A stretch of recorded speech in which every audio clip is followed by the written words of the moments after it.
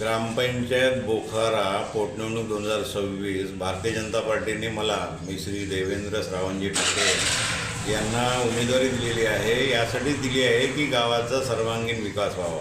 गावामध्ये जी सुविधा नाही आहे ती सुविधा व्हावी। आमच्या गावामध्ये साध्या गोष्टींचा अभाव आहे। रोड नाल्यांची समस्या ही खूप मोठी समस्या आहे। आम्ही जेव्हा गावात फिरतो सगळीकडे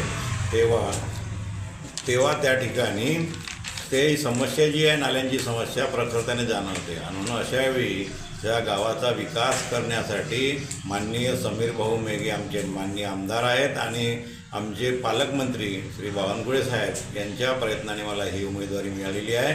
त्याचं सार्थक आम्ही केल्याशिवाय राहणार नाही। या गावामध्ये ज्या प्रमुख समस्या आहे त्या समस्या म्हणजे नालीची समस्या। महत्त्वाचं म्हणजे सगळीकडे सांडपाणी आणि जे मोकळे प्लॉट्स आहेत त्या मोकळ्या प्लॉटवर पावसाळ्यामध्ये पाणी साचतं आणि त्यामध्ये सगळीकडे दुर्गंधी पसरते।